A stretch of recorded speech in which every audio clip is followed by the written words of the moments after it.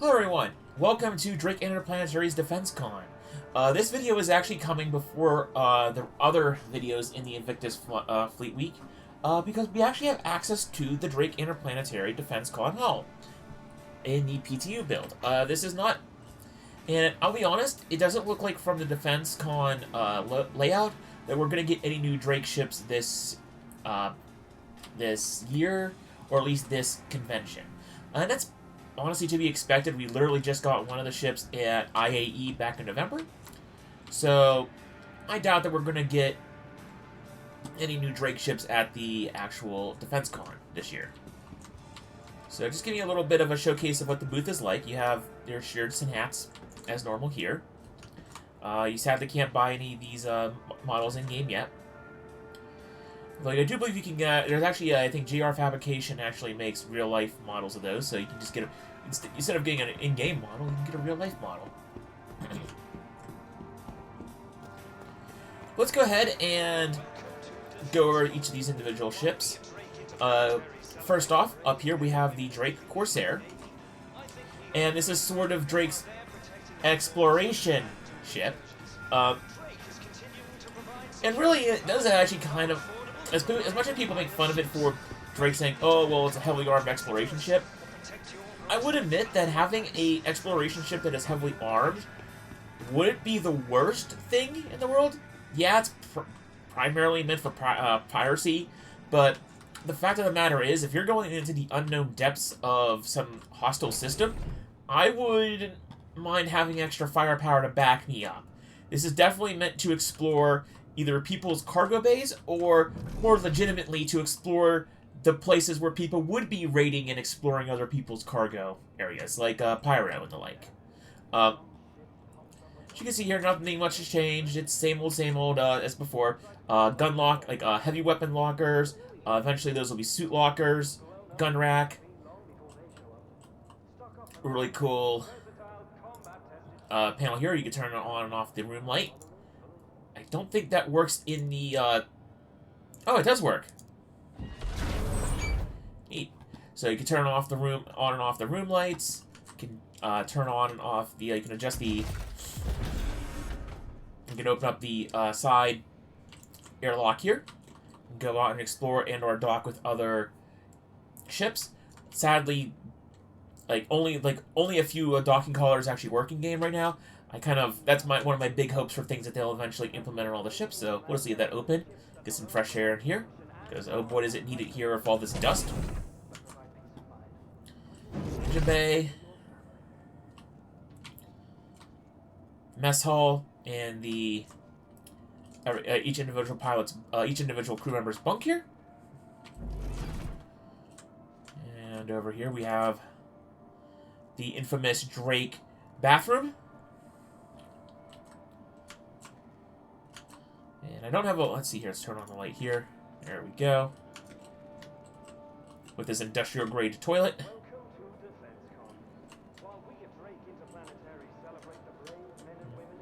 See, this is an interaction prop. Oh, well. That's fine. Let's see if this will turn on the lights in this area.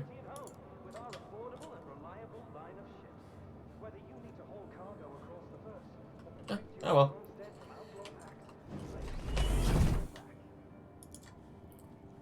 And we get to the turret room here, which is thankfully also pressurized and pressurized and sealed off from the cockpit over here. It's an extra layer of security and an extra layer of pressurization. Pilots or captain's bunk here, and we have the co-pilot who you sit in here and you drop down into the front, and we have the pilot seat up here. And I'm not gonna lie, I love being in the... I love these convention halls, even if I own the ship, because it's really cool to actually be in this building right here and, go to, the cockpit or, the bridge and look around and see what the perspective is like from actually inside the convention hall from this ship. That's cool. So that's the Drake Interplanetary's Corsair. Now, I know I did pass up, I believe, on the side over here. We'll use this. This is their lift. go ahead and use this to go to the roof. Take a quick peek around on the roof here of the convention hall. It's really cool. As fun as it is here on the Corsair, it's really fun on the... It's really fun on the Carrack, because the Carrack's really high up. There we go, we're going to go through the ship and down to the bottom.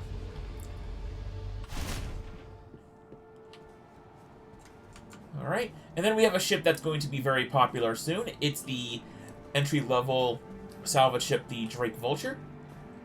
Let's see here. It's giving me the infamous rent instead of interact with the outside usable there. But you can actually climb that ladder and then jump into the cockpit right there. We're going to go through the back door.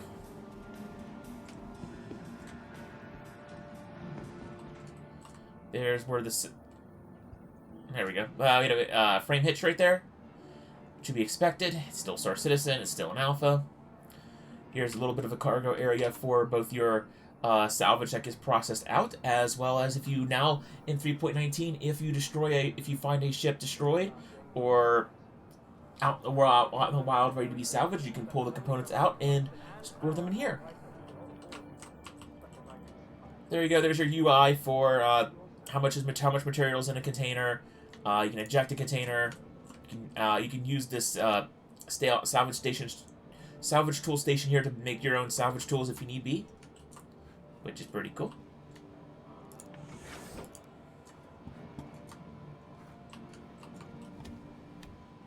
There we go. Our character climbs on that ladder. Trespassing on a private property, leave or risk prosecution. Okay, that's interesting. We're going to leave then.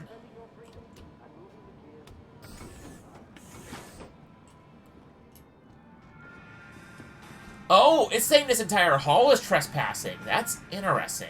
Interesting. So we're going to go ahead and bail then. So that was just a very short preview of the Drake Defensecon. I wonder if the servers realized that we shouldn't have been here, and they're like, oh no, we should probably kick people out. So there you go. That's a little bit of a preview of Drake's Defensecon. Very appropriate that we're trespassing on Drake's property. Ah, there we go. Riker Memorial Spaceport. There we go. So the server was trying to kick us out, or the system was trying to kick us out because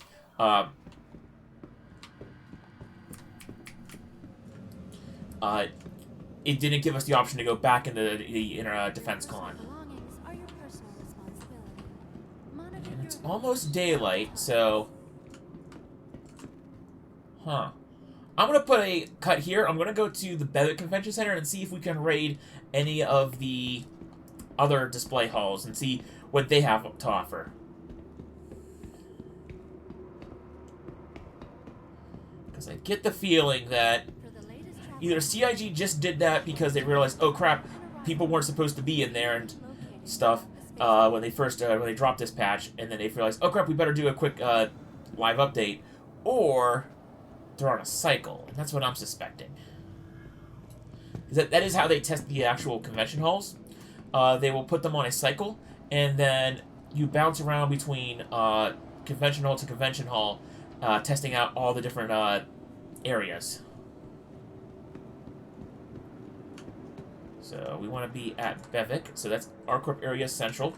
So that's ArcCorp Plaza. That's your, by the way, when you get out of the airport, the spaceport, you want to go to this plaza, this terminal, instead of the normal terminal over here on your right. So, I'm arriving in 20 seconds, so I'll put a cut here, and once we get to Bevic, we'll poke around and see what we can see there.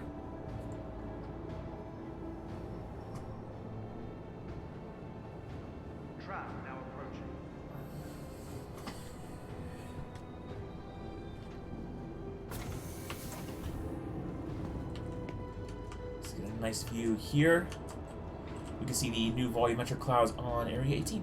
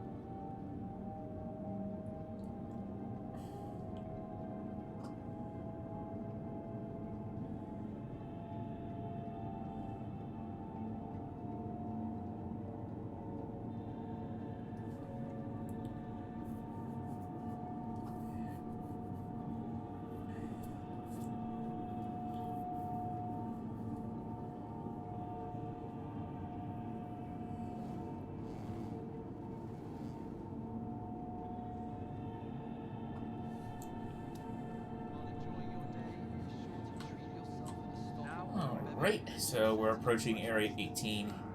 It's Bevan Convention Center. We're about to find out if any of these convention halls are actually open for us. And if they're not, no big deal. I don't think we were supposed to actually see that other convention center hall. It just figured, hey, opportunity's there. Take it while you got it. Thank you for doing your part to keep the convention center clean.